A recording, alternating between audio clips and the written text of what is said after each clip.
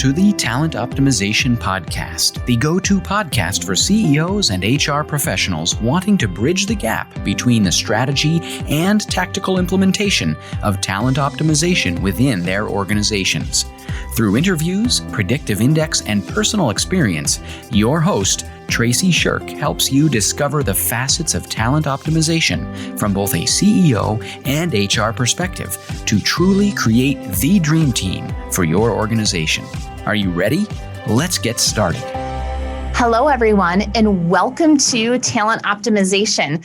We are chatting today about our managers and how our managers lead through being authentic in the work that they do. And what the heck does that mean, right? So today on our show, I have Christy Metcalf with me. And Christy has been a leader in organizations for over 20 years with training and development. And most recently, Christy has been really working one-on-one, partnering with business owners on how to really lead their teams and grow them to profitability. So Christy, welcome to the show. Thanks, Tracy. Thanks so much for inviting me. Absolutely. All right. So what does communicate with authenticity mean, and how does this impact your bottom line? Oh my gosh, that's such a yes. I think everyone wants to know that question and the answer to it. I think, when we think about communicating authentically, it has so many variables to go along with it, but it's really about you as the communicator. That's when I think of authenticity, right? And so much of what we do in business is wrapped around communication, how we tell people what to do, the meaning behind telling them what to do. And I think that we as a leader bring our own story to the table. We bring our baggage, we bring our experiences, we bring our expertise, and the way we communicate with our people, right, either leaves them feeling empowered like they can do it, or leaves them feeling like you are the only one in the room that knows how to do it. And so really the communication key, we talk about it so many times with organizations. It establishes your culture. It establishes your profit and your bottom line. It establishes how employees feel about being in that organization and working for you. Awesome. I love it. So one of the key things I kind of heard woven in, and I just want to pull it out as clarity. Tell me a little bit more about how important clarity is when we're leading individuals. And the reason why I bring this up is we've had several conversations earlier in the podcast when we were talking about onboarding and orientating new employees, that clarity is a key piece to ensuring that we have a really successful onboarding program, but also that we have those talent pathways to go throughout the organization. So why is clarity so important, and how do you do it without micromanaging? Yeah, it is absolutely crucial. There is a fantastic book out that I used to refer to clients, and that was Execution Gap by Ram Charan. And in it, he has a great picture in there of the leader, executive, mid-level manager, whomever, communicating the vision of what's going to happen over the next year. And he's communicating it to all these little stick figures. And then it shows who actually understands it and goes on to execute. And it goes from like hundreds of stick little figures to maybe 2 or 3 stick figures. And the reason the clarity is so important and why we have to communicate often and with intentionality is because you may communicate something to me, but in my mind, I process it, I have a picture, and I go do that. And it may be the wrong or the right thing, but we have to check in. We have to constantly check in. We have to make sure that people are on the right track. And I think that, there's a way of doing it without micromanaging. There's a way to present it as I'm checking for my personal satisfaction, not micromanaging you. I think it's a two-way street in that you leave the door open as a manager and a leader to people to come and ask for clarity, for information. You reinforce, do you understand what I just gave you? I'm a big believer in that. After I have a conversation with someone, I send them an email and I say, this is what we talked about. This is what I heard. This is what you agreed to. This is what I'm going to do. And if that is not what you heard, then please respond within 24 hours. And I think we have to do that for people. People are overwhelmed and inundated with information all day long. And what you told them may not resonate in that moment. They may be thinking about something else, either at home or business or on the job. And we have to help make it easy for them to do their job. Absolutely. And one of the things that you just stated that I absolutely love is, hey, that reinforcement after the conversation. And many of our listeners utilize predictive index religiously or are interested in what is this PI tool? And I think something that's really important there is based on the type of natural behavior we have. So if we're extroverted, guess what? We want to talk through things, but we may not have the details to always follow up on it, versus somebody that's introverted really needs to think through things and have that agenda ahead of time. So depending upon the individual that you're leading, you do need to change your leadership style to ensure that they're getting the most out of that. And then, of course, I throw my HR hat on that says you must document everything or nothing ever happened, right? True. And, I have done personality assessments with so many teams, so many leaders, and it really is about being self-aware. It's about understanding what your own personal styles are so that you can massage and tweak them to get the most out of the individual. If you've ever been part of a little league team or children's sports, you realize that you cannot coach each individual the exact same way. It's not a one size fits all. And so it's up to me as the communicator to understand that I need to change my style to get the best out of this person, to get the most productivity, to have them feel motivated and inspired to come to work every day and to do their job. That is on me, the owner, the leader, the manager. Yeah, absolutely. So as a leader, we are responsible for creating the container for individuals to succeed. Yes. Right? Absolutely. Yes. Yeah. Well, if you look at statistics, right? People don't leave companies, they leave managers. And that is out there. And we have heard it for years, but it's so true. I have a saying on my wall in my office that people will forget what you say to them and do to them, but they'll never forget the way you made them feel. Really, that is so apparent and pivotal in a management position. It is all about how the employee feels and the clarity. Their careers are on the line as when they're reporting to a manager. Their income bracket is kind of in that person's hands. And there's a lot of power within that position. And I think that people need to recognize that. Absolutely. So tell me a little bit more about the distinction between a great manager and a great leader. I have done leadership development for the last 20 years, and that is always the big question. And I think that you need both. And I think that an individual has to be both. And, most often I think of a manager as the tactical pieces of the job, right? The deliverables, the results that you're producing, those things, those measurements, those KPI, key performance indicators, every single day that you are checking off the box so that the company runs efficiently, so that your team is productive, so that the individual has the bonus and the pay that they want. But there's also this way in how you do it. And I think that's where the leadership comes in. And I firmly believe that leadership is a mindset. It's not a position. So just because you're a manager doesn't necessarily mean that the person behaves like a leader and vice versa. And you can be a leader and make sandwiches in the deli just as much as a person who has been entitled with a manager position. So I really do firmly believe that leading is the way people follow you. It's the excitement and the energy that you bring to the job. It's the clarity. I think back to one of my earlier positions when I was working for an aerospace company as a consultant. And there was this manager who told the story of she was walking the line, introducing herself as a new manager to her employees. And there was a woman on this production line for airplanes, and she was putting wires together. And the new manager stopped and she said, what are you doing? And she said, I'm putting wires together. And she said, well, what do the wires do? And the woman had absolutely no idea what they did. And she had been doing that job for 17 years. So the manager went and she researched what the wires did. And she came back to her and she said, I just want you to know that what you do every day is so important. Your wires make the emergency lighting system on an airplane. And she said at that point, the employee's eyes lit up and like her work had value. And so the next time that they were doing a customer walkthrough, they have a major airline walking the floor and they just happen to stop at this person's station. And the airline said, what do you do? Right? Here's the big question. How is she going to answer it?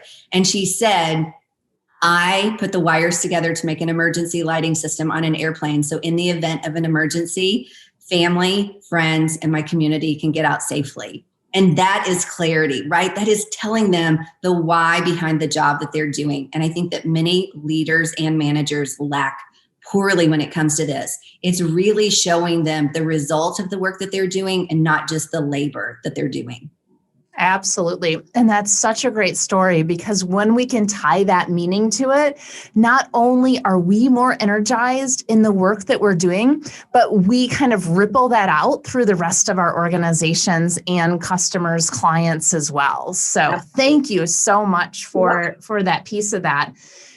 And this kind of goes back to, what is the strategy that the team has? Like, what is the strategy and the goal that the team has to execute on, so that we know we have the right people on the team, right? This individual, my guess, was very technical, very results oriented, could do those details incredibly well. But if we don't bring in the culture piece of it and why that's important, we start to lose the luster.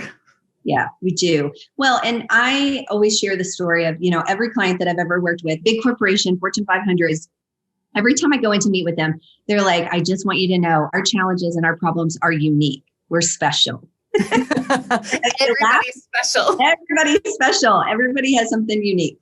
But I laugh because over 20 years, if I were to take the sign and the name off of the door, right, at the building, they all have the same challenges. And it really comes down to communication that we started with, clarity, alignment, the right people being in the right seats on the bus. I can't tell you how many times I've worked with managers and leaders who they had the wrong employee, but they didn't want to do the documentation that you talked about from an HR perspective.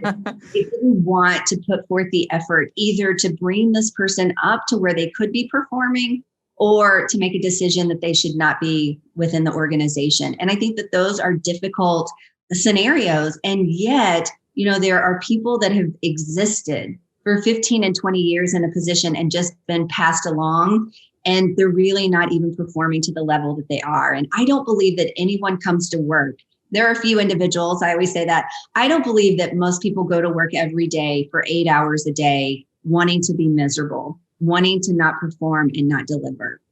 And I think many times it's tapping into their why of why they started there, why they came to the organization. And it's building a relationship and understanding what they want out of their career as much as what we want out of their career for them. Absolutely. Because we hire the whole person when an individual comes in, and we keep the whole person, right? And that's really where those talent pathways come into play inside of an organization is, where can individuals grow? Because guess what? Every single one of us are not meant to be managers in an organization. Some of us are meant to be amazing experts in a very specific area. So creating those growth plans with influence for individuals is huge for doing that. And when we look at that, though, it starts with, how are we creating the growth plans for managers? And one of the questions that, seems to come up all the time is, do managers have to know it all? That's right. Yeah, and they don't. I think one of the beauties of being a manager is that you bring your collective wealth of experience and knowledge, but you don't have to be the expert in that position. In fact, I think one of the hardest management positions to walk into is one where you have been a part of a team and now you're managing that same team. And there are a lot of challenges that come with that. You have been their friend, their colleague, and now all of a sudden you're their boss. And we have to recognize some of those challenges that exist. But it really is, when I think about the ripple effect, that's what I call it, the ripple effect, right? As a leader of an organization, people will watch what you do more than what you say.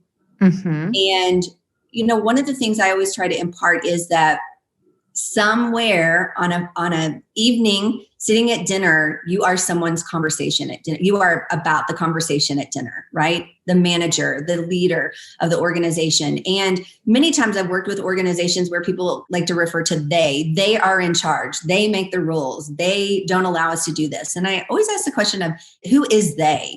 And usually they think of it as some executive C-suite position. But the they for many times is that immediate supervisor that they have, right?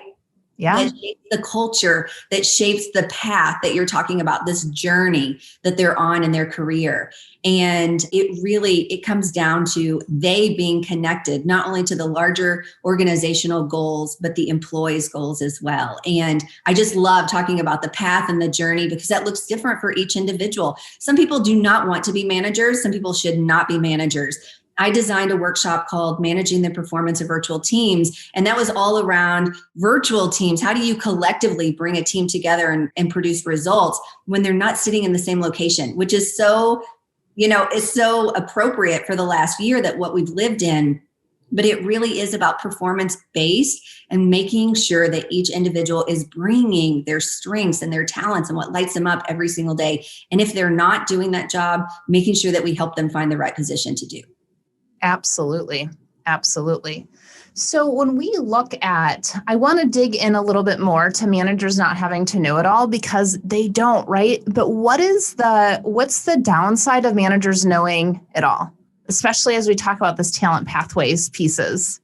Well, if a manager knows it all, they don't need any of their team members. And I think that employees check out. If a manager knows everything, then there's no reason for me to be there. So the innovation, the creativity, the passion, it doesn't come with the job.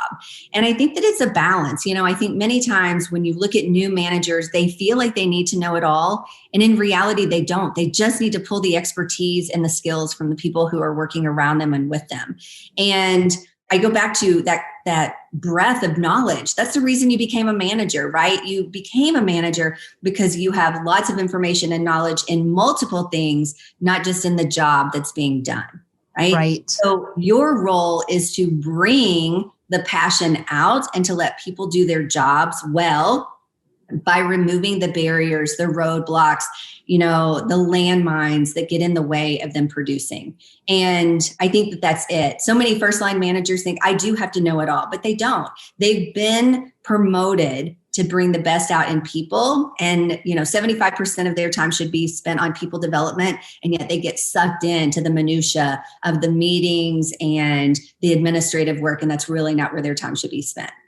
Right. Absolutely. This concept of not having to know it all, there's absolutely some kind of key tips and tricks to this. There's like the special sauce of how do you do this? And, I know, Christy, you and I have had so many conversations about this, and you have an amazing way of sharing this with our listeners. And we just don't have the time to do that on the show today. But for those of you that are listening that would be interested in kind of what are those tips and tricks to really become that manager and leader that doesn't have to know it all. If you join us on our next Monday webinar, Christy will be joining us actually leading through these key pieces. So just keep that in mind. All the information is in the show notes for that. So with that, as we start to kind of wrap up our conversation today, Christy, two key questions that we ask all of our guests is what is one key actionable takeaway that an executive can implement right now today off of our conversation? I think the one actionable step is to get in touch with your people. I see so many executives who are removed from the day-to-day problems and the day-to-day challenges because they think that their first line, midline are talking to them, but it's really getting out and understand what's going on. One of the issues that I saw was I would have people in a leadership program for 5 days. And it was this inclusive and sharing and brilliance that came alive. But I knew on Monday that they were going to go back to a lot of the challenges and dysfunction that existed when inside the organization. And they feel like they're not being heard. So for executives, I would say, hear your employees, make it a priority to listen to them, really listen to them, not listen and send out surveys of what you think you want to hear, but just really listen to them because I think employees have amazing ideas and many times know how to solve many of the challenges that are existing. Absolutely. So let's flip this because many of our listeners are also HR professionals. So what's that one key actionable takeaway that our HR professionals can really implement in their organizations? With HR, I think of many times they are the face of the organization when an employee starts with a company. And I think about it. So, when I'm talking to a business owner, I talk about the value ladder or the customer journey. And I would challenge HR to think about it the exact same way. The employee journey, right? Of where they start, the touch points. I can't tell you how many times I've heard an employee start and then they sit at a desk for 5 days looking at a computer with absolutely no real direction, no real path of what they're supposed to do. And so I think as an HR partner, you should really be working with the managers and the teams to make sure that that runway for success is really laid out and planned in a joint effort, not just one doing it, not just, the team doing it, but really being a partner in there with them. That's such fantastic insight into that. And if you're looking for more of that, we do have 2 webinars that are recorded in that Talent Optimization Foundation program that kind of digs exactly to what Christy was saying. So that's phenomenal. So Christy, how can our listeners find you? Well, I'm on LinkedIn, so you can find me under Christy Metcalf on LinkedIn. And I have worked with big corporations around the world for the last 20 years. And I find that most often people do not want to look for a solution until it's a fire. And I would say, just make it part of your plan and part of your development. People appreciate it. The energy, the passion, the innovation, the creativity is all there when you invest into it. So I would love to talk to anybody or to help them in those areas. Awesome. Christy, thank you so much for joining us today. And we hope that you have a fantastic rest of your day. Thanks so much. Thanks. Thank you for joining us on this episode of the Talent Optimization Podcast.